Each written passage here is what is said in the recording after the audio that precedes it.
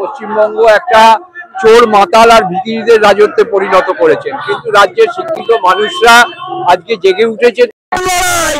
যারা ঘুমিয়ে আছেন বাইরে বেরিয়ে আসুন। এই লড়াই আমার আপনার চেতনার লড়াই। আজকে শিক্ষক সমাজকে নয়, আজকে সমগ্র সমাজকে এই সরকার উলঙ্গ করে দিয়েছে। যোগ্যতা প্রমাণ দিতে হবে, এইটা তো সম্পূর্ণ সরকার গায়ের জোরে করছে। সুপ্রিম কোর্টের আদেশ হচ্ছে যে যারা ফিজিক্যালি ডিসেবলড বা যারা হচ্ছে not found to be specifically tainted, পরীক্ষাটা তাদের ক্ষেত্রেই নেওয়া যাবে। কিন্তু সরকার সেটা সম্পূর্ণ ভেঙে মানুষের মধ্যে বিভেদ তৈরি করবার জন্যে আজকে যারা 10 বছর ধরে পরীক্ষা দিতে পারেনি তাদেরও যোগদান করার চেষ্টা করছে। কিন্তু সুপ্রিম কোর্টে এই নিয়ে মামলা হয়েছে এবং এই মামলায় স্টে অর্ডার পাওয়া যাবে, সরকার নিতে পারবে না। সরকার এসব জানা সত্ত্বেও সাধারণ মানুষকে বিভ্রান্ত করার চেষ্টা করছে, যার বিরুদ্ধে সাধারণ মানুষকে সচেতন করবার জন্যই আজকে এই বিধানসভা অভিযান এবং মিছিল। মুখ্যমন্ত্রীকে দায়ী করেন কোনোভাবে এই যে যোগ্য অযোগ্য চাল কাকড় বাছা গেল না? হ্যাঁ, অবশ্যই। যেটা হাইকোর্ট সুপ্রিম কোর্ট সর্বত্রই যদি রাজ্য স্বীকার করে নিত, বা অভিজিৎ গাঙ্গুলি প্রথম যে রায় দিয়েছিল 6000-কে উনি বেঁচেছিলেন, সেটাকে বাদ দিলে আজকে তো এই শিক্ষকদের রাস্তায় নামতে হতো না, পথে বসতে হতো না। মুখ্যমন্ত্রী নিজে অশিক্ষিত, শিক্ষা নেই, উনি তো চোরাই ডিগ্রি পেয়েছিলেন নাকি, সেই চোরাই ডিগ্রির মালিক যিনি হবেন তিনি চোরাই ভাবে টাকা যারা দিয়েছে তাদেরই চাকরি দেবেন, এটাই তো মুখ্যমন্ত্রীর চরিত্র। এই কথা বলছেন। আমরা দেখলাম যে নবান্ন থেকে যে কথা বললেন যে কেন অযোগ্য বলা হচ্ছে সেটাই বুঝতে পারছেন না মুখ্যমন্ত্রী, এবং অযোগ্যদের অন্য ডিপার্টমেন্টে দেওয়া। তা ওনার তো সেই কেন অযোগ্য বলা হচ্ছে এটা বোঝার মতো ওনার বুদ্ধিই তো নেই, ওনার সেই যোগ্যতা নেই কেন এদের বলা হচ্ছে। তো সুতরাং উনি যেটা বোঝেন না তাহলে সেটা বলুন যে আমি এটা বুঝি না। কিন্তু উনি তো সমস্ত মানে কবি থেকে সাহিত্যিক থেকে ডাক্তার থেকে সবকিছুই উনি বোঝেন, বুঝে তো রাজ্যটাকে আজকে এই অবস্থায় নিয়ে গেছেন। সর্বভারতীয় ক্ষেত্রে পশ্চিমবঙ্গ একটা চোর মাতাল আর ভিখিরিদের রাজত্বে পরিণত করেছেন, কিন্তু রাজ্যের শিক্ষিত মানুষরা আজকে জেগে উঠেছে। তারা বুঝেছে যে তাদের সঙ্গে কি প্রবঞ্চনা করা হয়েছে।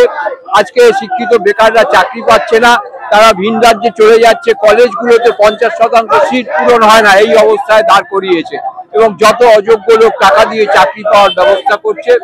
সুতরাং আমরা সেই কথাটা ওনাকে বোঝাতে চাইছি এবং উনি সেটা বুঝতে পারলে ভালো, তাহলে ভবিষ্যতে জবাব পাবেন উনি। বিধানসভা অভিযান কেন, আমার শেষ প্রশ্ন। ঠিক বিধানসভা তো সেটা হচ্ছে গণতন্ত্রের পীঠস্থান, যদিও রাজ্যের মুখ্যমন্ত্রী সেটা মানেন না। উনি বিধানসভা ভাঙচুর করেছিলেন এক সময়, তারপরে বলছে যে আমি ভাঙিনি, অন্য লোক ভেঙেছিল, অথচ দেখা গেল উনি সংবিধান পড়ছিলেন, তখন উনি বাধা দেননি।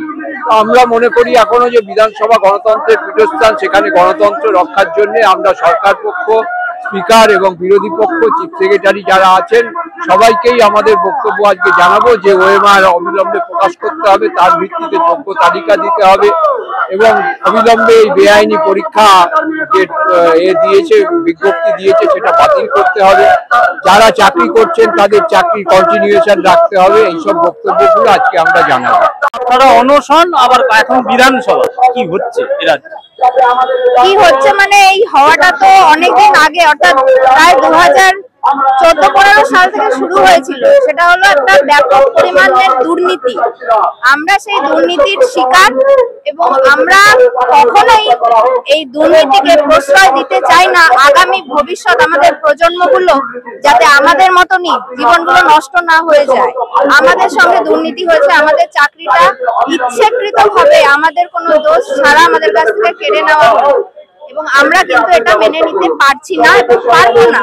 এবং আমাদের এই অবস্থান, বিক্ষোভ আন্দোলন ততদিন চলবে যতদিন না এসএসসি, রাজ্য সরকার নিজেদের দোষ স্বীকার করে আমাদের ওএমআর গুলো প্রকাশ করুক এবং আমাদের সার্টিফাইড একটা যোগ্যদের সার্টিফাইড লিস্টটা প্রকাশ করে আমাদের চাকরিতে সসম্মানে ফিরিয়ে দিই। ততদিন আমাদের এই আন্দোলন অবস্থান, আইনি লড়াই, পথের লড়াই চলবে।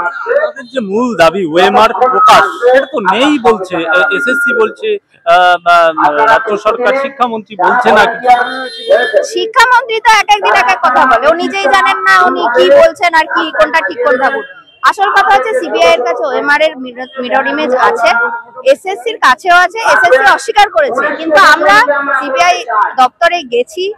সিবিআই দপ্তরে গিয়ে আমাদের প্রতিনিধিদের সঙ্গে ওনাদের কথা হয়েছে ওনারা আশ্বস্ত করেছেন যে হ্যাঁ আমাদের কাছে মিরর ইমেজ আছে, সেখানেও যদি এসএসসি আমাদেরকে বলে নেই, তা আমরা কেন মানবো বলুন তো? এত বড় একটা মিথ্যা কথাকে পার্টি করে সিবিআইয়ের কাছে ওএমআর দাবি জানিয়ে আমরা কেস করেছি। আমরা সেই কেসের শুনানির দিকে তাকিয়ে আছি।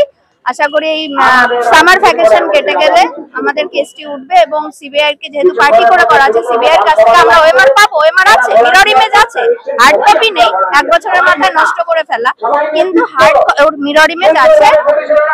সেটা আমাদেরকে দিতে হবে এবং এসএসসি কে একটা সার্টিফাই করতে হবে যে এইখানে যোগ্য অযোগ্য আলাদা করে যোগ্যদের লিস্ট, যারা এখন স্কুলে যাচ্ছি আমরা, এবং শুধুমাত্র শিক্ষক শিক্ষিকা নয়, শিক্ষাকর্মীদের যত পার্সেন্ট সৎ আছেন সেই শিক্ষাকর্মীদেরও সার্টিফাইড করে স্কুলে ফেরানোর ব্যবস্থা সরকারকে করতে হবে। আমার শেষ প্রশ্ন, মুখ্যমন্ত্রী বলছিলেন যে ডবল চাকরি হবে এবং সেই জায়গায় নোটিফিকেশনও হলো একদম নবান্ন থেকে, যেটা এসএসসি দায়িত্ব নিয়ে করার কথা ছিল সেটা মুখ্যমন্ত্রী সেরেছেন। এই নোটিফিকেশন দেওয়ার মাধ্যমে এই একেবারে গোটা বছরের মধ্যে স্কুলে পাঠাবে, এই সদিচ্ছা রয়েছে রাজ্য। দেখুন, সেকেন্ড এসএলএসটি নিয়ে আমাদের কোনো আপত্তি নেই, সেকেন্ড এসএলএসটি হোক। হাজার লাখ সংখ্যায় পৌঁছে গেছে, ছেলেমেয়েরা বসে আছে বিএড করে, কতদিন তারা একটা পরীক্ষা দিতে পারেনি, কিন্তু আমরা কেন দেব? আমরা পরীক্ষা দিয়েছি শুধুমাত্র, আমি নিজে একজন 11-12 এর বায়োলজি শিক্ষিকা, তাই বলে কিন্তু আমি শুধু 11-12 না, আমি নিজে 11-12 অ্যাপিয়ার করেছি, 9-10 এর পরীক্ষা অ্যাপিয়ার করেছি, আপার প্রাইমারি অ্যাপিয়ার করেছি, আমার কাছে সার্টিফিকেট আছে। 3টে পরীক্ষা অ্যাপিয়ার করে আমি বেছে নিয়েছি 11-12 এর চাকরিটাকে, সেটা আমার সম্পূর্ণ নিজের ইচ্ছা। এবং আপনি খোঁজ নিন, প্রত্যেক শিক্ষক শিক্ষিকারাই 2-3টি করে পরীক্ষা পাস করে তাদের ইচ্ছে মতো একটি বেছে নিয়েছেন। আমরা অন্য সিটগুলো আটকে রাখিনি, আমরা আপার প্রাইমারিকে আটকে রাখিনি, কারণ আমি একটা চাকরি অলরেডি করি। সেইখানে 3টে পরীক্ষা পাস করেছি, আমাদের সার্টিফিকেট ভেরিফাই হয়েছে। আমরা এমনকি ইন্টারভিউতে অ্যাপিয়ার করে আমাদের মেরিট লিস্টে নাম আসার পর আমি 11-12 এ জয়েন করেছি। তাহলে কেন আমি 7 বছর 8 বছর চাকরি করে আবার আমি কেন পরীক্ষা দেবো? আমি মুখ্যমন্ত্রীর সদিচ্ছা নেই বলছি। মুখ্যমন্ত্রীর সদিচ্ছা যদি থাকতো, এতদিনে 2016 সালের পর 2017 না হোক, 18 তে একটা এসএসসি হতো, 19 এ একটা এসএসসি হতো, এতদিন এসএসসি কেন হয়নি? এসএলএসটি সেকেন্ড নোটিস কেন করেনি?